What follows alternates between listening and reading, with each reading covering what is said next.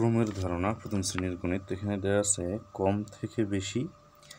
তো কম থেকে বেশি বা বেশি থেকে কম দুইটা সাজানোর জন্য এখানে একটা হচ্ছে সবুজ চতুর্ভুজ বা চতুর্ভুজের মধ্যে সবুজ গোলাকার বৃত্ত, আর বেশি থেকে কমের জন্যে লাল বৃত্ত দেওয়া আছে চতুর্ভুজের মধ্যে।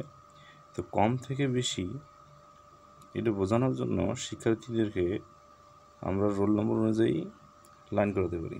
ক্লাসের মধ্যে যদি রোল নম্বর অনুযায়ী লাইন করানো হয় তাহলে 1 থেকে 2, তারপরে 3, তারপরে 4 এরকম একটা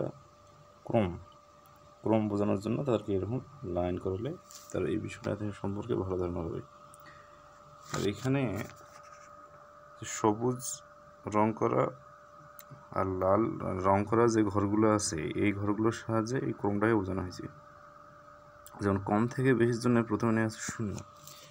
তো আমরা যখন শূন্যের ধারণা দিই, এই শূন্যের ধারণা থেকে শূন্য মানে কিছু নাই বা ফাঁকা খালি, এই ধারণাগুলো শিক্ষার্থীরা পূর্বের শূন্যের ধারণায় পেয়ে গেছে। তো শূন্য মানে ফাঁকা, মানে কেউ থাকবে না।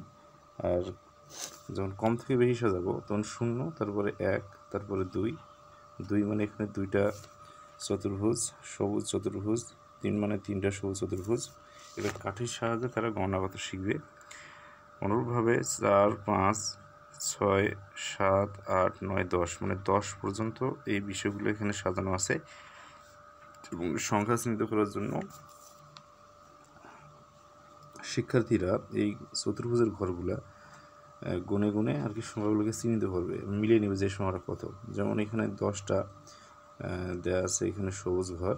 তো এখান থেকে গণলেই কাঠির সাহায্যে বা কোনো বৃত্তাকার বলের সাহায্যে সে গুনলে 10টা, আমরা 10 করে যদি সাজাই তাহলে এখান থেকে সে 10 গুনবে বা 10কে সে চিনতে পারবে। ওভাবে যদি আমরা এটাকে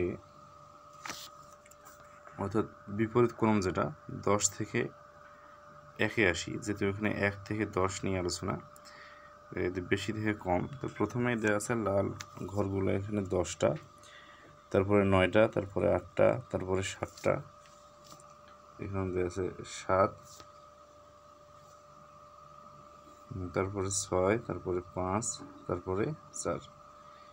শিশুরা মূলত এই ঘরগুলো গণবে যে 1, 2, 3, 4, 5 ঘরগুলো গণার মাধ্যমে সে এখানে সংখ্যাটাকে চিহ্নিত করবে যেটা 5।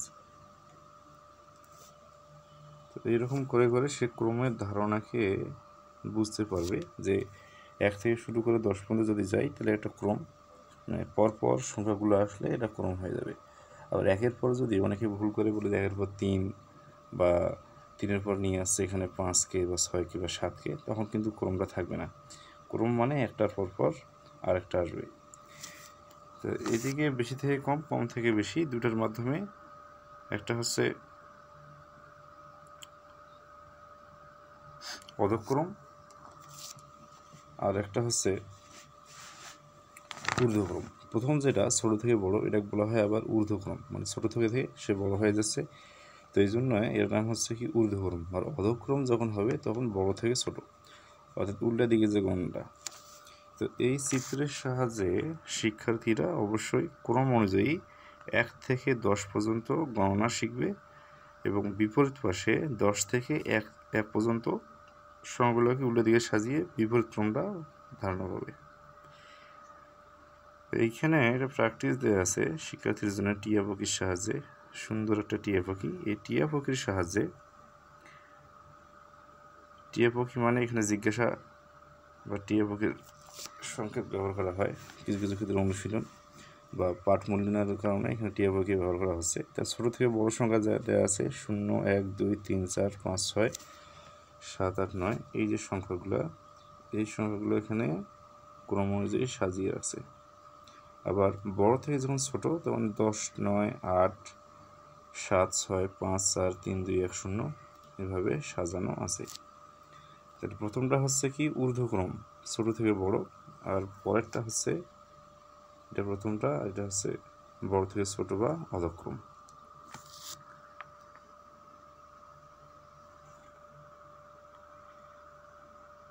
এইখানে একটা বিষয় দেওয়া আছে যে সংখ্যার ক্রম অনুযায়ী ডটগুলো যুক্ত করে আকৃতি তৈরি করে রং করি।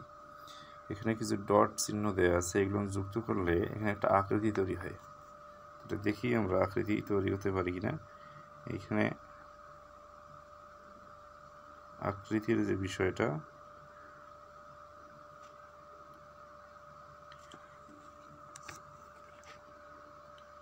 শিক্ষার্থীরা বাসায় এটা পেন্সিলের সঙ্গে ডটগুলো যুক্ত করবে এবং পরবর্তীতে রং পেন্সিলের সাহায্যে খাতায় যদি সে লিখতে পারে এরকম, তাহলে ভালো, এবং এখান থেকে রং করে একটা ঘর তৈরি হবে।